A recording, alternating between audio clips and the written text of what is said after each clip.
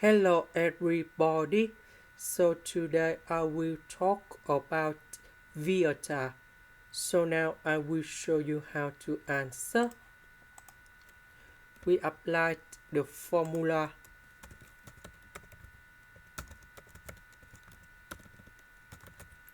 So we have as² plus bs plus c equals to number 0. So we have alpha, that is about one solution of this equation, plus beta, that is about the second one, and we have negative b over a.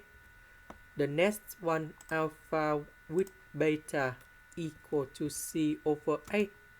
We want to find the solution of this one, so we choose about this one.